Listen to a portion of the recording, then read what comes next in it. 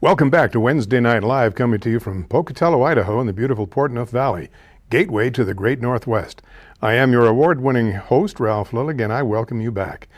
Well, we've got a lot to cover tonight, as usual, and we'll be as eclectic as usual. Last night, of course, unless you were living on another planet or at your favorite pub getting blasted or all of the above. Last night was midterm elections, and what a story that has been told over and over. I'm going to recap it a little bit. We'll get some of the national stuff, but really we're going to talk a little bit about the local stuff, and that's going to be kind of fun. So in the meantime, before we get started, as I do every week at this time, please let me remind you about Compassion and Hope Pregnancy Center. Area code 208-478-HOPE. Compassion and Hope Pregnancy Center.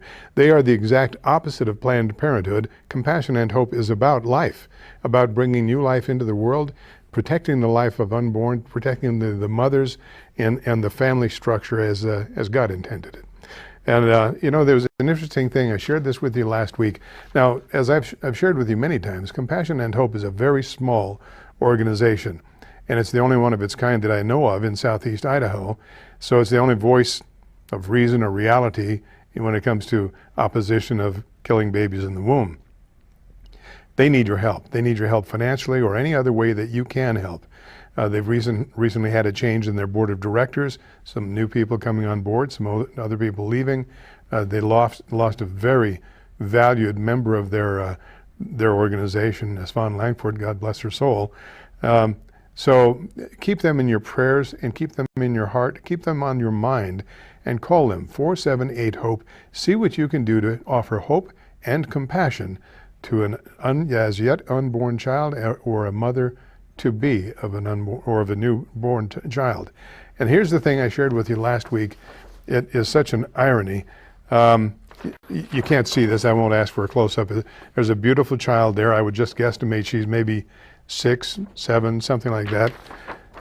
This is a quote. "The greatest irony is that abortion has done what the Klan only dreamed of. Roughly 1/4 of the black population is now missing." And that's a quote from Dr. Elvita King, niece of Martin Luther King Jr. And over the baby's head there it says, "The womb, the most dangerous place for an African American is in the womb."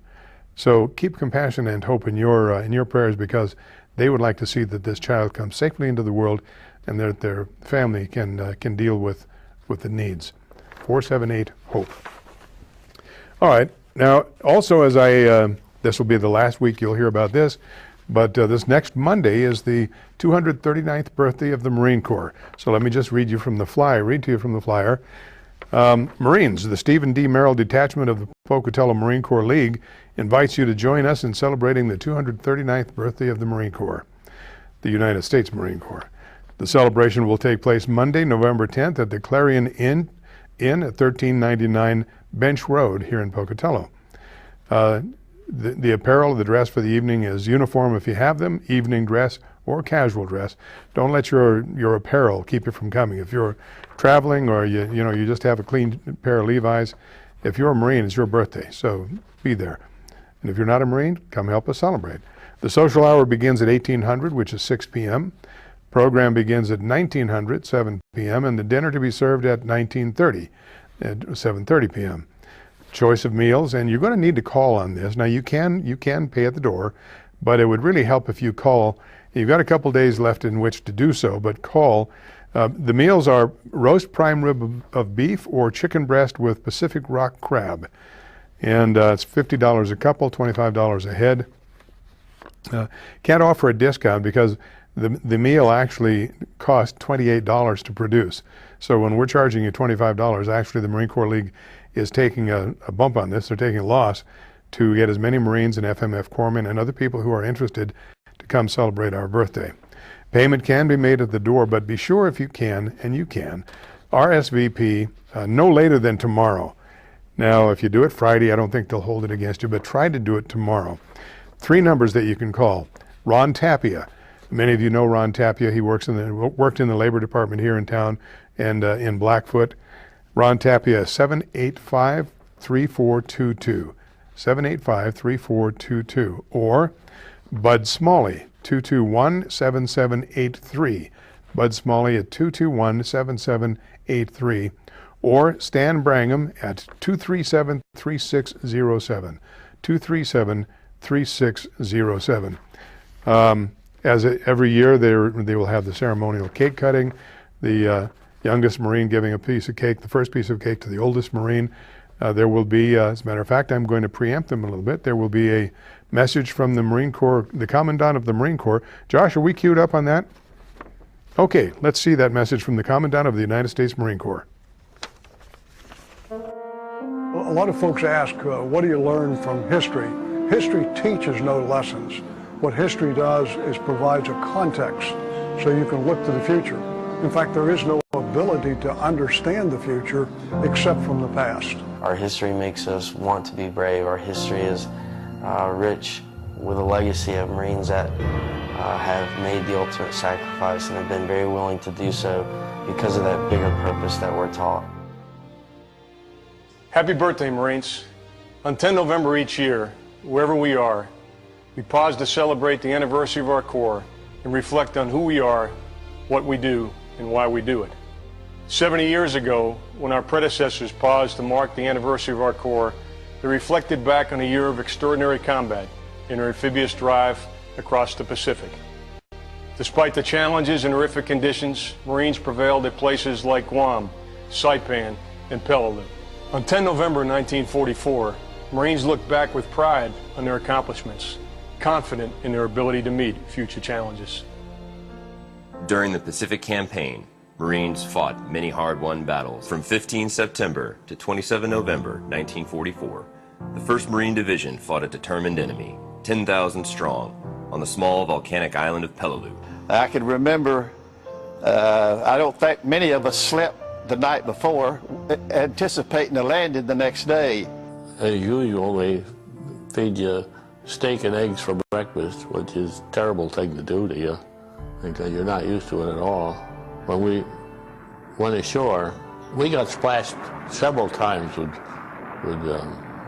near misses. I was up on deck through the night, and I remember seeing a crossfire of anti-aircraft fire in the sky like this, and all of a sudden it blistered into flames, and I saw my first airplane shot down.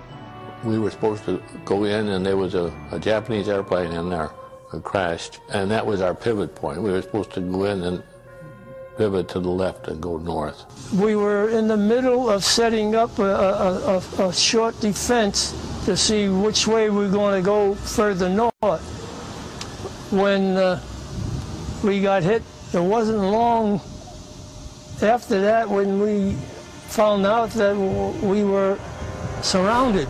If there was one thing I believe that is the highest honor for a Marine, it is the opportunity to fight alongside another Marine. And if you look back through our history, you study our history, that's one constant, and that's one thing that always stands out, and is the camaraderie and the spirit of the Corps and the brotherhood of being a Marine and never failing and always coming through mission accomplishment. A costly and controversial battle that would claim the lives of 1,252 Marines and nearly 11,000 of the enemy. In an environment of utmost savagery, the Marines prevailed. They were victorious because they were well prepared. They built mental and physical toughness. They were disciplined, and they trusted each other.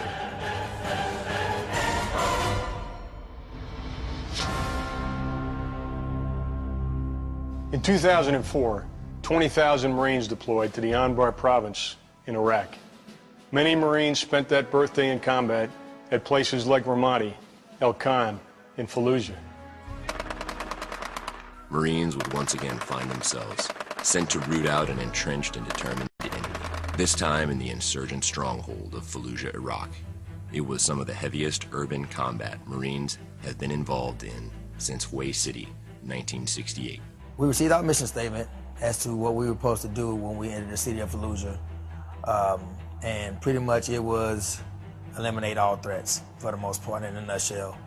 They had already received a warning of anyone that's left in the city will be considered combatants, or whatever the case may be, and our mission was pretty much to clear the city of Fallujah to return it to the people.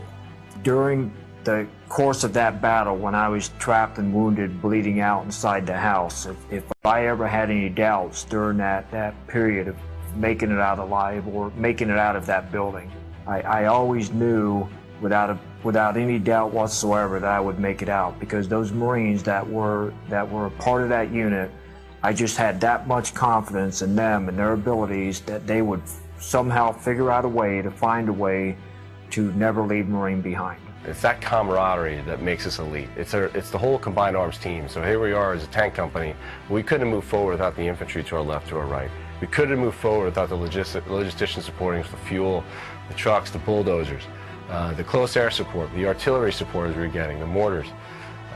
It all came together, and I think every Marine in that city felt that. They understood that. The Marines who fought in the Battle of Fallujah were 100% warriors.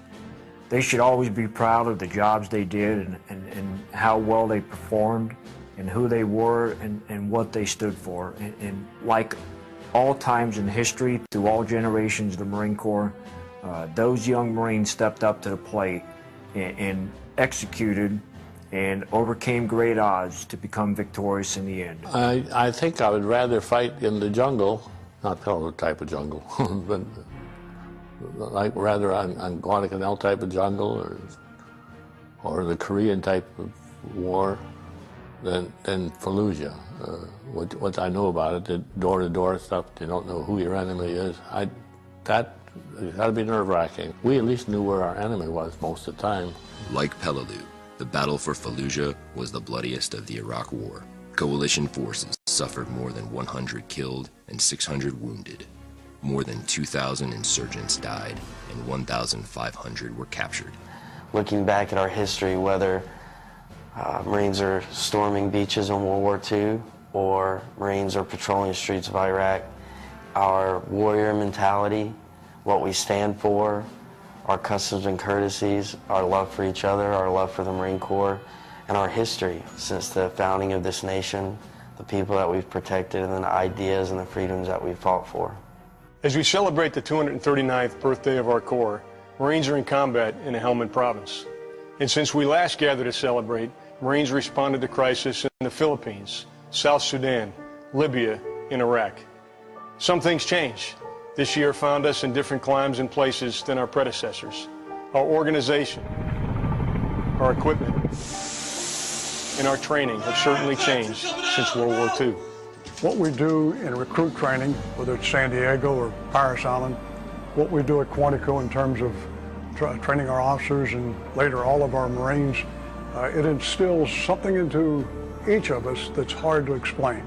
I've lived on the side of civilian and child of the Marine Corps, so going in and going to hopefully become a Marine myself, I know that the Marine Corps will properly train me for whatever situation is thrown my way. That's never been a question. You know, they're the best of the best. Honor, courage, and commitment means to me that I'll be able to wear the title United States Marine on my shoulders for the rest of my life, no matter how long I'm in the Marine Corps, if it's 4 years or 20 plus. I joined the Marine Corps because I wanted to accept the challenge. Nobody thought I could do it, so it was to prove myself and everybody else wrong.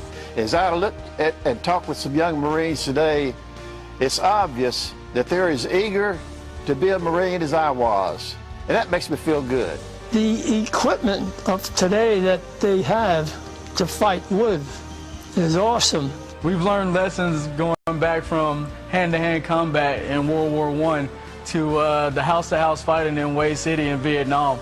And so, you know, as long as we keep up with the lessons that we've learned from the Marines that come before us, we should be just fine. Some things never change. Marines attacked this year's challenges with the same courage, commitment, loyalty, self-sacrifice, and adaptability as their predecessors at Peleliu and Fallujah. For that reason, on 10 November 2014, we Marines can look back with pride in our accomplishments, confident in our ability to meet future challenges. Marines are something special. They have a commitment to being at their best when the times are at their worst. They have a commitment to being the most ready when the nation's least ready. They have a commitment to each other that even at the cost of their own lives, they will stand by each other no matter what is going on a battlefield.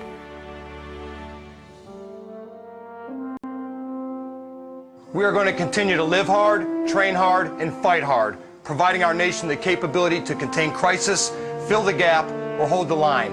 And like yesterday, we are ready to leave tonight. Happy birthday, Marines, and Semper Fidelis.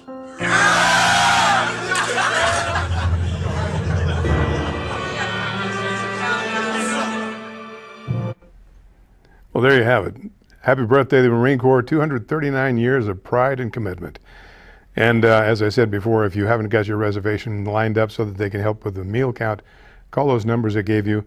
It's this coming Monday at the Clarion Inn. Now, as I said before, you have the choice of roast beef, or prime rib, whatever they call it, and chicken.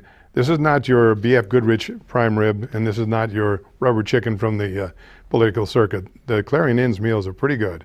And of course, the good part is sharing the camaraderie with fellow Marines and FMF corpsmen and others who are interested in sharing the birthday of the United States Marine Corps.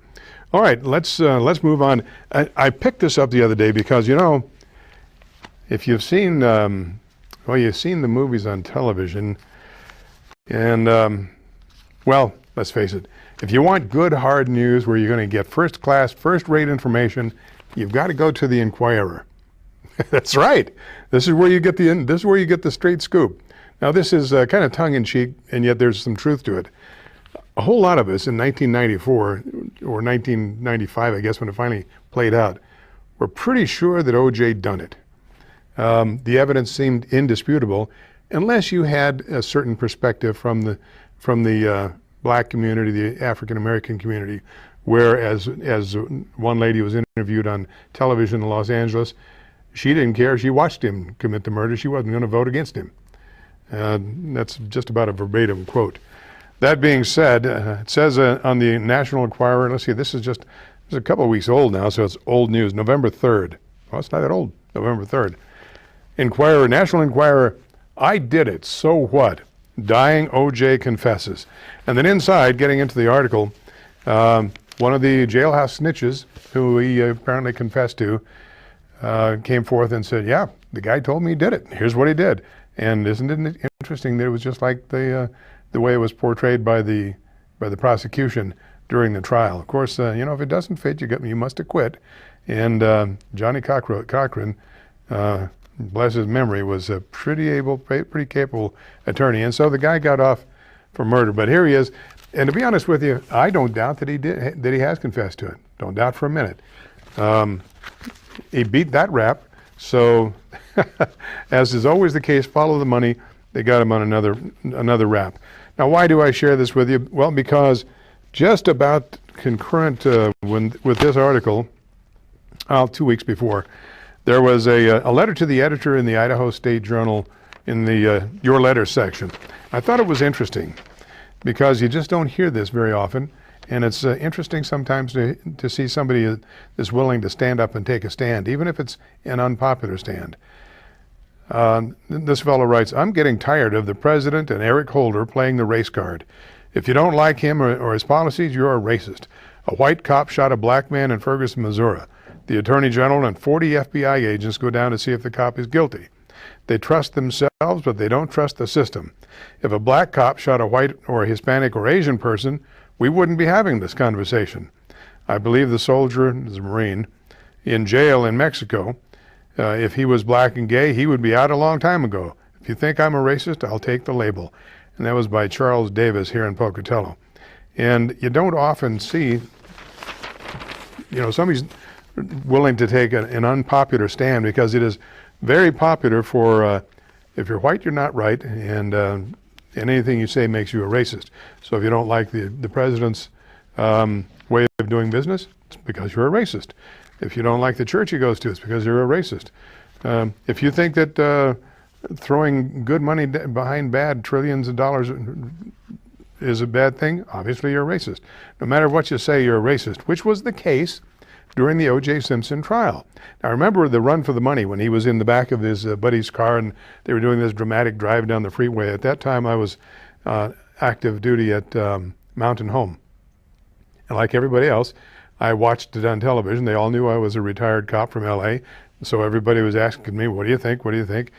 And I'd been retired for a couple of years. I thought, like everybody else, what the heck's going on? I had worked a movie with O.J. It was, I forget the name of the series. It was kind of a dumb series where he played some kind of an underwater, I don't know, frog man or something like that. And it was very interesting that it came up, it came up briefly in the trial and then it kind of just disappeared. They're still trying to find the knife.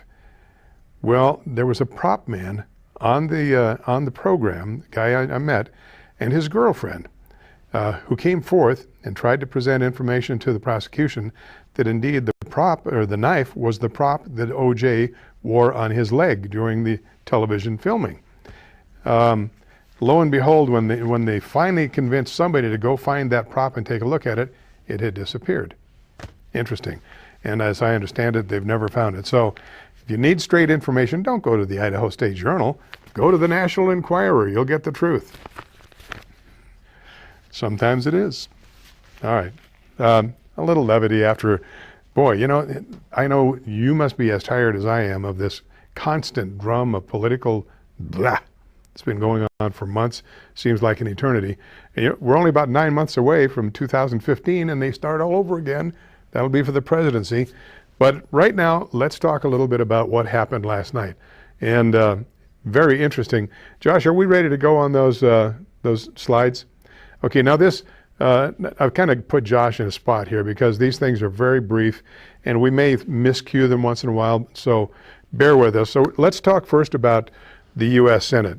An amazing evening. It looks like so far that the Republicans have gained 7 seats in the Senate, taking them up to either 52 or 53, depending on how the count goes.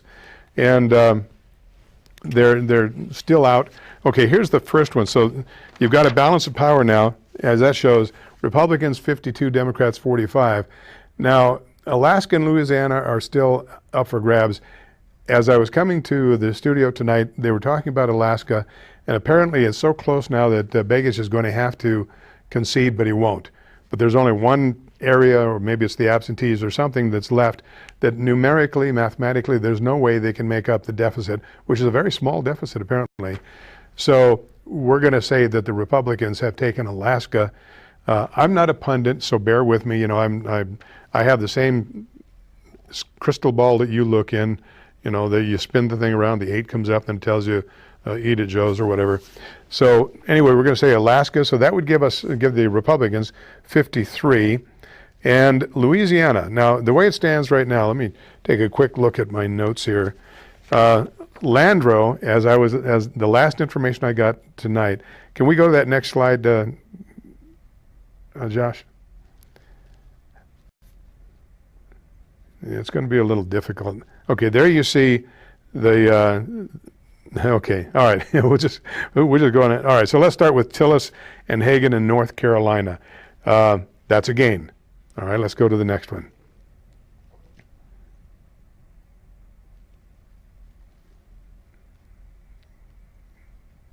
You want to advance that one? There we go. All right. This was very interesting. Ernst and Braley, or Brawley, however you want to say this. Interesting for a number of things. Oops, hold on. Let's put a hold on that for a moment there, Josh. Going back, you don't have to back it up, but going back to Iowa, Ernst and Brawley, or Braley, very interesting. Ernst has 52%, Brawley got 44%. You're going to have to, I think they're still advancing. Yeah, just put a clamp on it or something. All right, so Ernst is Joni Ernst. Hold everything. Can we stop that thing? Stop the music. Can we make that stop, please? Make it stop. We're getting way ahead of ourselves. All right, Joni Ernst. If you didn't see it, I'm going to share it with you. I don't have it to show you. She did an ad very early in the campaign, and she talks about having been raised on a hog farm where she grew up castrating pigs. And she was going to take that same the same theory of castration to the United States Senate and cut some pork out of the budget. That clip was only 30 seconds. It got a lot of play. Now, Joni Ernst has a number of things going for her. She's a young woman. She's in her middle 40s, I believe. I think she's 44, something like that. Attractive. She is an Iraqi vet. She's currently a lieutenant colonel in the Iowa National Guard. She was in charge of, I think, 150 personnel in a logistical unit in Iraq. She was 14 months in Iraq, Kuwait, in that area. In other words, as she said when it came up, and she didn't play it, but she's been to war. So she's not too happy the way with Obama and what he's doing with this non-war that what is it, another one of those genetic, can't even think of that made-up term they had, a kinetic energy. It's not a war, it's a kinetic energy. Anyway, they really tried to, so then they tried with her, didn't work again. They tried to use the feminine card. You know, the women can't get ahead, women are being abused, women can't protect themselves, and she said, baloney. Stop using me. I'm a woman. I don't like it. So now they're talking, and this was just very quickly tonight. We're a long way down the road, and she's brand new to the Senate. So it's a little early to be talking about presidential runs. But it does look like she could be groomed for it. She's a college graduate. I forget where she went to school, but she's a legitimate graduate. Lieutenant Colonel in the National Guard Reserve. She's been in combat. She is an attractive woman, a wife. Her husband is a retired sergeant major from the Army. Very attractive package, the whole family.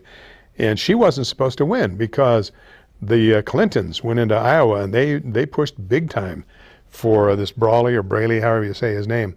And lo and behold, he came up pretty short. The Democrats' strategy, the old magic, seems to have taken a bath this time. Hold it, we're going ahead again. All right, I don't know.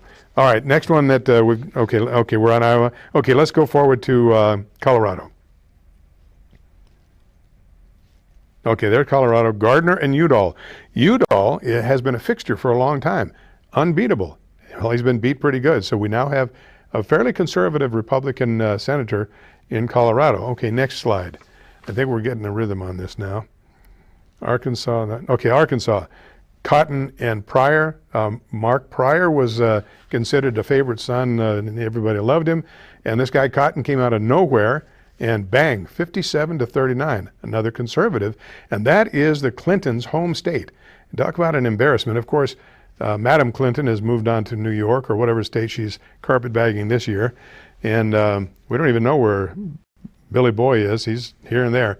But it didn't seem to do any good for them not only to go other places and campaign for other Democrats. They lost big time in their own state. Okay, let's move ahead. Next, so that's Arkansas. Next is Georgia. The Democrat Nunn, that is Sam Nunn's niece, I believe it is, big favorite, lots of Democrat power and money there. And here's this fellow Perdue that I'd never heard of, beat her big time, by 8 points, beat her. Another pickup, that one from Georgia. And remember, each one of these pickups is a loss for the Democrats. Okay, let's move to the next one.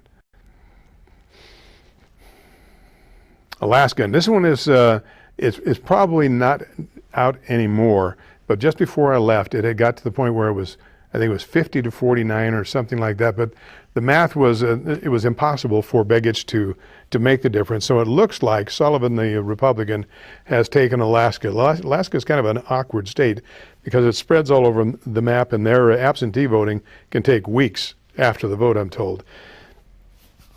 So, and Begich, when I left home, even though he had been told by his own staff there's no way he can win, he was refusing to concede.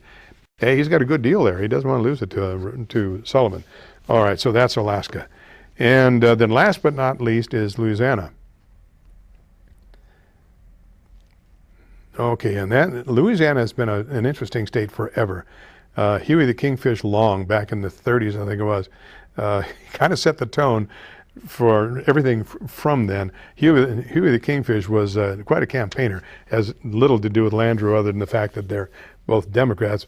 But Huey was very good at empire building, and the story goes that he was down in the bayou campaigning one time, and he had a good old boy from down there had to use a pirogue to get across the creek to get to see the governor, and said, Governor, you know, I live over on that island over there. If I want to get to work over here, I've got to take a pirogue, and it's really difficult. We could show you as a bridge. And Huey Long was supposed to have said, well, son, you vote for me and carry your district. I'll make sure you get yourself a bridge. And they carried that district. And it turns out that no bridge. Came across that same good old boy, and the good old boy said, Governor, you promised us that if we cared, you was going to put a bridge there, so we'd have to use this here pirogue to get to work. And Huey Long's reply was, well, son, I lied. That's Louisiana politics, not unlike Chicago politics. Landrieu last heard 42-41 over Cassidy. So they're going to have a runoff in December, and that's going to be very interesting because Marness, or Marness, how do you pronounce it, he could easily throw his votes to Cassidy, and if it continues, Landrieu doesn't have a prayer. Unless you can pull a Huey Long out of the bag, and it's happened before down there, so that could happen. So all right, so there's the Senate. What do we have up next here, Josh?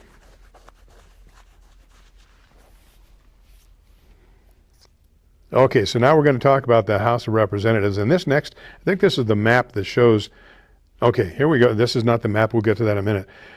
Republicans already had 243. They pick up 14. Gives them the most seats they've had in the House of Representatives. I've heard two different things. I've heard since Truman. I've also heard since 1929. I don't know. But all it is a substantial majority in the House of Representatives for the Republicans.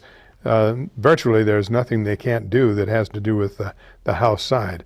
So, and then we just saw that the Republicans now control the Senate. Now the question, of course, is will the Republicans have the guts to stand up and be counted even with superior numbers?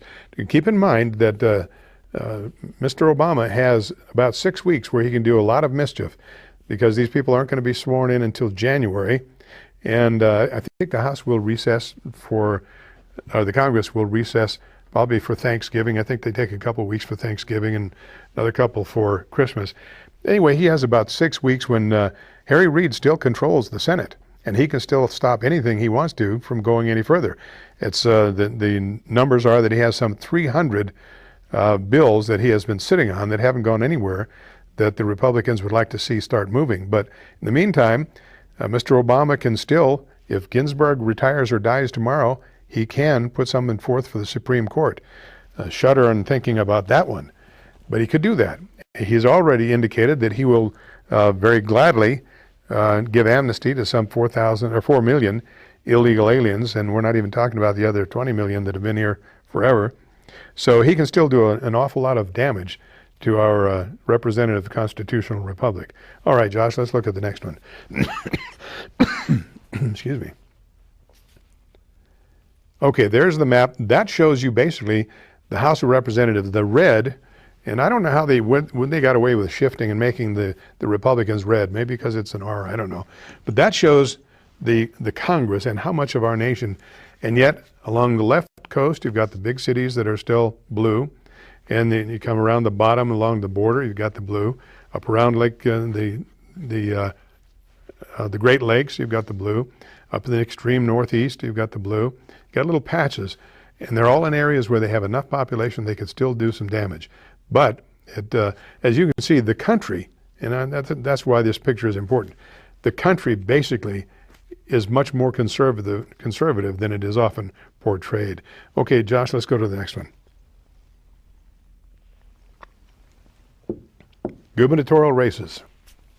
This was an interesting thing in itself because those are, the red, of course, are Republican governorships. I think there are 24 now. Somebody had said 30 or 32, but I counted 24. But here again, you see that they make up the bulk of the nation as Republican governorships. And this is very interesting. I thought it was very interesting that, let's see, let me find my notes here. In Illinois, the guy in Illinois, I don't know if that's on the next slide or not. Josh, let's bump that another one. There you go. All right. Rauner. I never heard of this fellow Rauner. I have no idea who he is. But I do know Brother Quinn there.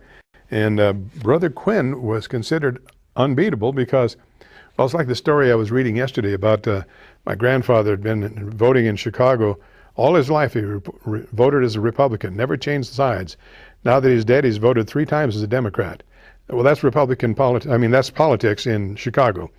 It was considered almost impossible for Quinn to lose in the president's home state. And yet there you have it. So now we have a Republican running the governorship in Illinois. Whether that's going to change things, I don't know. We'll see. Let's go to the next one, Josh.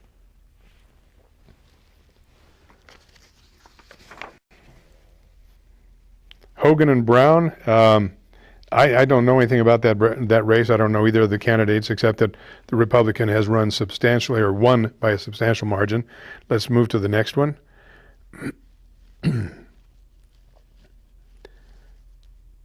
Okay, Massachusetts. Now this is a surprise because here again, Massachusetts is a blue state, so-called blue state, and yet they now have a Republican governor. Almost unheard of. It's not a huge margin, but it's a winning margin. Massachusetts is now governed by a Republican. Let's go to the next one, Josh.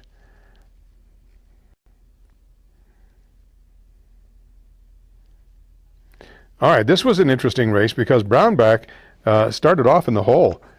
He was considered the shoe-in, kind of got behind the power curve. For a while, it looked like he might be out of the race. I mean, it got pretty bad. And then he zoomed ahead. Brownback is a moderate. He's not what you'd call a conservative as such, but he is a Republican moderate. So Kansas is going to stay as a Republican state. All right, let's go to the next one. And this is the last one, Abbott and Davis in Texas. Again, I don't know either of these candidates, but as you can see, and I do remember that the Clinton gang did go down there and pushed real hard for the Democrat. And again, the Republican has resoundingly beat the Democrat in the state where they tried to make race an issue, tried to make LGBT stuff an issue, and it is an issue there, especially in Houston. It's a big issue right now. Tried to make illegal alien stuff an issue. It just didn't fly. So we have a new Republican governor, Abbott. Okay, let's move on to, I think we're going to get into the local stuff, aren't we?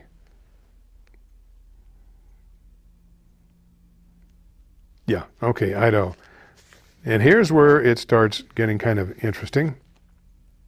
Now, I've got conflicting results.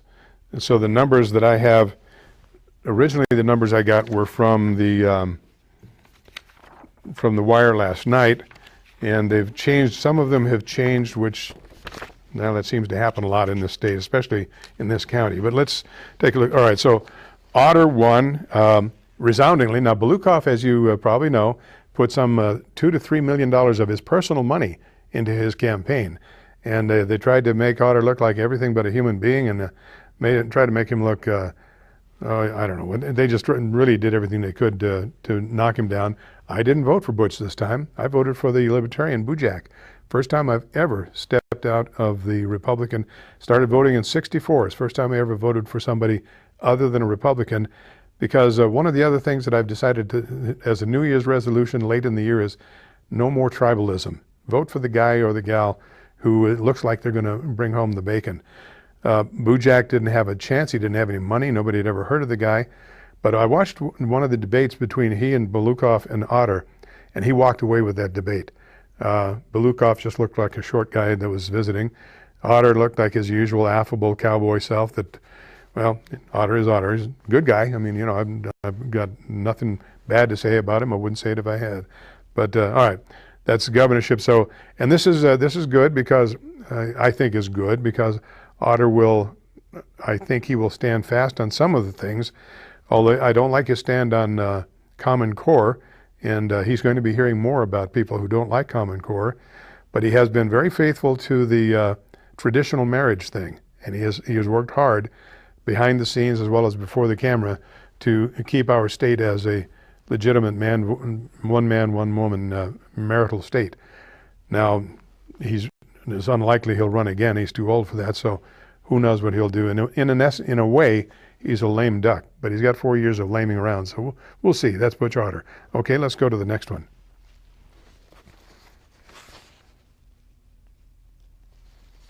Okay, Brad Little won handily. Marley just didn't have anything to offer, and Brad Little, the final numbers I had were, oh, there they are. Little got 63%, Marley got 33%. A lot different from the earlier numbers. Okay, let's go to the next one. Lawrence Denny. Now, Denny really took a lot of flack from the Democrat left. I mean, they really tried to muddy the waters and sully his name. But Denny is a good guy. He's the kind of representative we want in the Idaho Secretary of State's office. And I believe now that we have somebody in the Idaho State Secretary of State's office who knows and cares, I think that next time we have voting in this county, for instance, where there are some anomalies, which we have every time there are elections here, if we push it, I think he will help us. We didn't get any help in the last 2 or 3 elections. We did, we saying Republicans, went to the Secretary of State and got the brush off. I believe that Denny will try to make the electoral process in the whole state a little more honest. Okay, let's move on to the next one.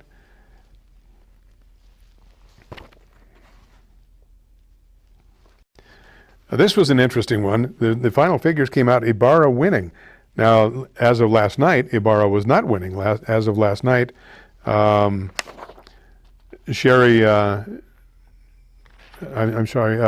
Jones was winning when we closed shop at about 11 o'clock, 56-43. Lo and behold, it came out Ibarra wins 51-49. I don't know what happened there. I don't know how it got turned around. Ibarra showed me nothing. I didn't vote in this one. I just let this one go. But I saw one debate between the two of them, and Marley clearly walked away with that one. They both favor Common Core, so I'm not real thrilled with either one of them. But somehow Ibarra pulled it out, and I don't know if it was the Republican machine that got in there and helped her. I don't know. But anyway, Ibarra pulled it out. Okay, let's go to the next one, Josh. Crane and Silver. Crane wins convincingly. He's been the state treasurer now for the last, 3 or 4 years, whatever. And there hasn't been a great deal of controversy around his name, so Silver really didn't have a whole lot to run on, other than there are Democrats in this state that would like to see things changed, and so they voted for him. So Crane won. Let's go on to the next one.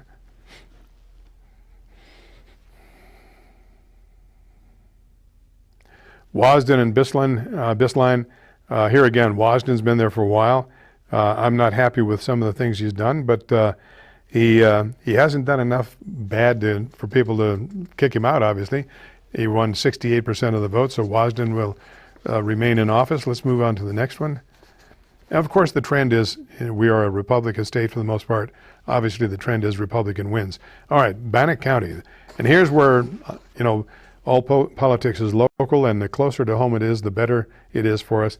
Ken Andrus, I had asked you, I had suggested you vote for him when I talked to you last week. I'm glad to see that he won handily. Ken Andrus has been a solid foundational legislative representative, and he will continue to do so. A good guy. We're fortunate to have him. Let's move on to the next one. That was 28A. Next is Legislative 28B. Kelly Packer ran unopposed. She didn't get the numbers.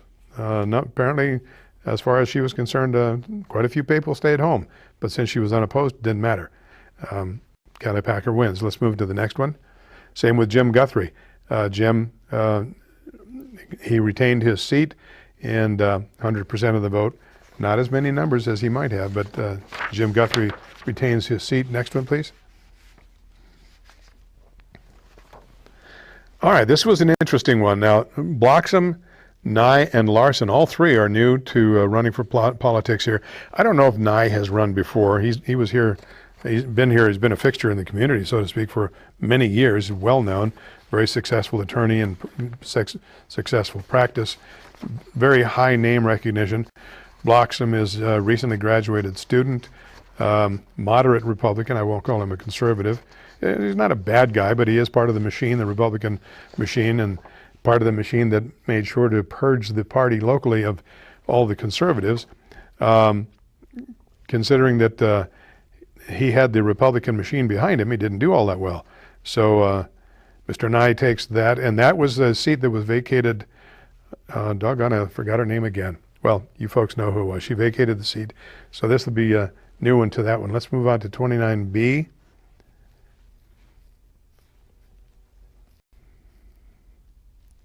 And this was Elaine Smith, the incumbent, against young Tubby. And as I told you last week, Tubby started out with me having 10 points ahead because of his veteran status, his decorations in military decoration. And then, as I used the phrase last week, then he opened his mouth and his brain fell out. I'm surprised, to be honest with you, that he didn't do better, because he did have the local Republican machine behind him, but not as much behind him as he might have liked. So Tubby, he's a young fellow, he's ambitious, and he'll probably be back. But in the meantime, Elaine Smith will retain her seat in 29B. Let's move on to the next one.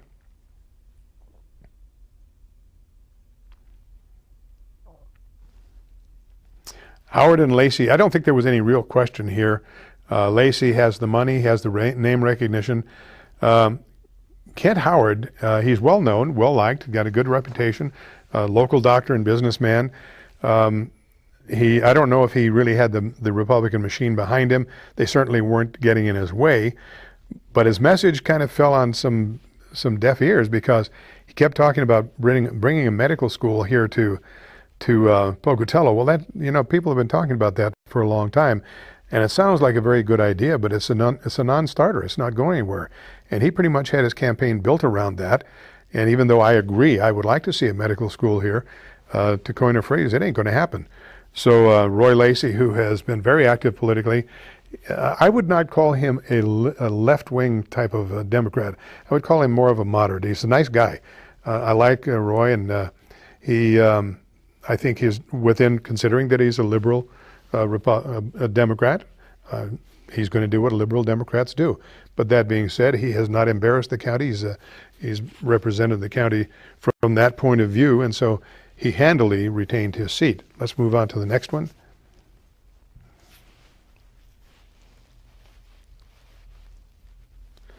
All right, now here's one that I actually told you I was going to cross party lines. Here again, I have never done this before, but I did.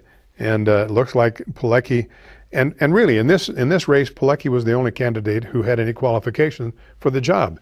Is he a liberal Democrat? I believe he is. He's on the Democrat ticket, which I assume means he represents or supports the Democrat platform, which I have some serious disagreements with.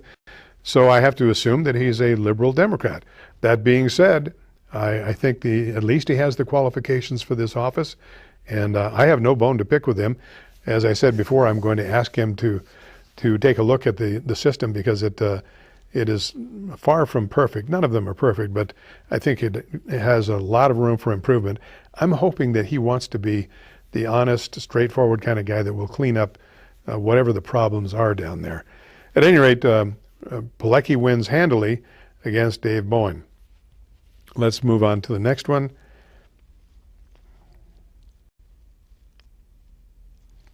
And this was Packer and Stein. And this is what you see there is pretty much where it is right now. In fact, at last, well, you can see on the screen, only separated by 59 votes. Now, I don't know if that's within the margin that allows for an automatic recount.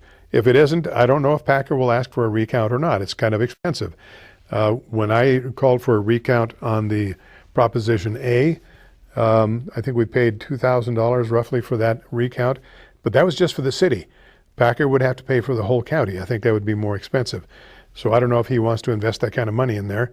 I know he wanted to stay there, but there were some things that came to light late in the campaign. It didn't give him a lot of time to run for cover, and he didn't get a whole lot of help.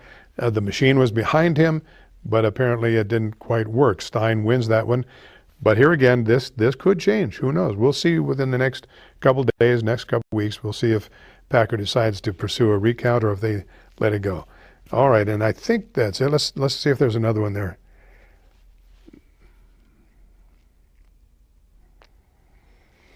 Oh yeah, okay. Anderson, Carl Anderson retains his seat handily against Deborah Code. Deborah Code, is that right? It doesn't. For some reason, it doesn't ring. It doesn't sound right. Well, and Tamara Code, yeah. Tamara, I mentioned last week when I mentioned about she's been amiable with me. I've seen her and talked to her just briefly, in social chat, meeting each other in the aisle at the supermarket or that kind of thing. She was not kind to me behind the scenes on the gay issue. She was not, she was less than kind to me, but I don't return that in kind. Thing is that she didn't get elected, and Carl has been there for a while. He knows the job. Now we'll see if the three Republican commissioners can come up with anything new. So Carl Anderson wins handily on that. Let's go to the next one.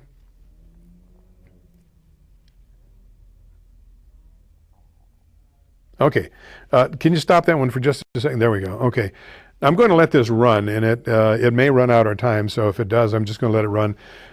The reason I'm doing this is Governor Scott from Wisconsin, and I'm showing you this because there is such a contrast between this man's acceptance speech and he's Scott Walker. He has really been through the mill over the last 4 years. The public unions have gone out, and public unions are, the government, the teachers, and the rest of them, supported by labor. Unfortunately, they have gone after him. Man, they've spent a ton of money that could have been better used helping the poor or some other left-wing liberal cause. But they spent millions upon millions of dollars to beat this man up, to get rid of him, and all he has done since he's been in office is bring prosperity to the state. And the people who vote saw that, and they said, you know what? We like what he's doing. We're going to keep him in office. And he was retained in office. Now, in a moment, we're going to go to, even though it has nothing to do with Idaho, it does have to do with a genuinely decent man who has won against all odds, almost like a Mr. Smith goes to Washington kind of thing, and has retained his dignity and his ethical base stuff. So we'll show that. Before we do that, I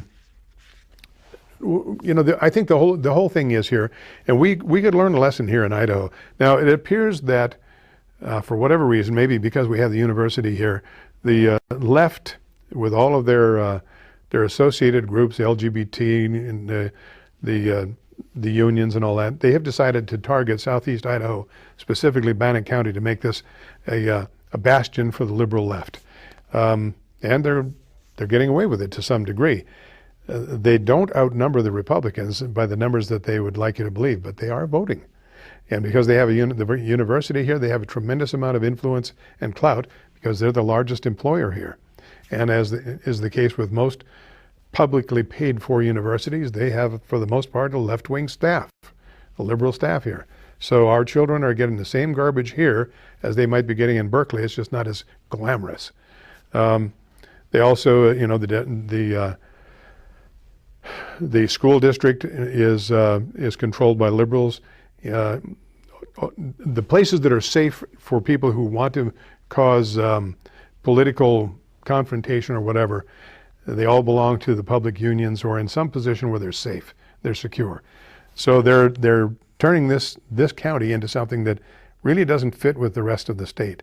And it's going to be pretty much up to the rest of us who feel that they were going in the wrong direction to do something about it. In the meantime, we are where we are. You see the results. So with that said, I think we have probably covered most of what we wanted to cover. It's been covered to death, and I'm not a pundit. I'm just kind of going with what we have. So we're gonna end this evening with Scott Brown, but with Scott Walker in Wisconsin. Before we do, I'm going to just say thank you very much for viewing us tonight. I do hope you'll return next week. Remember, this was not a vote for Republicanism as much as it was a repudiation of the liberal left Democrat stuff of the Obama administration.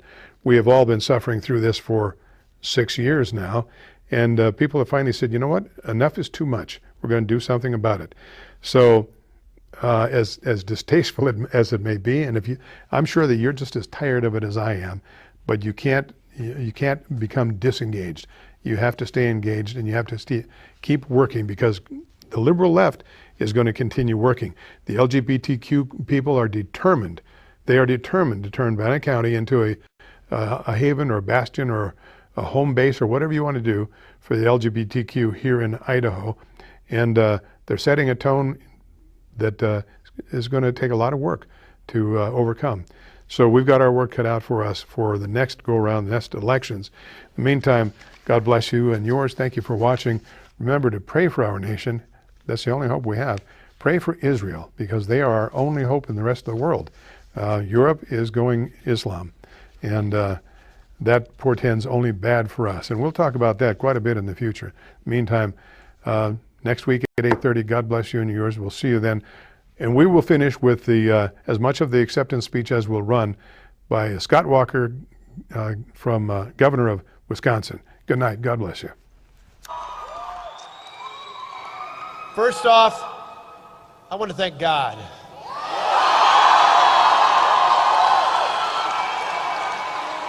I want to thank God for his abundant grace and mercy. Win or lose, it is more than sufficient for each and every one of us.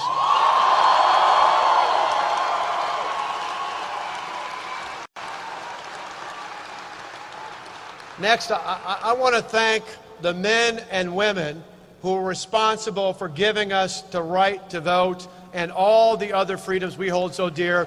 Those men and women in uniform and all the veterans who proudly served our country.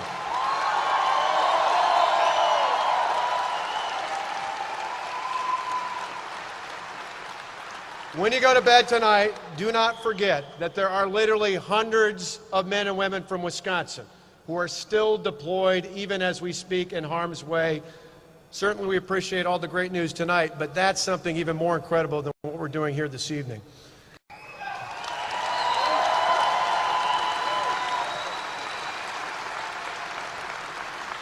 And I want to thank my support team. We've got someone who has been a rock for me, my partner, my wife, the best First Lady in America, Tonette.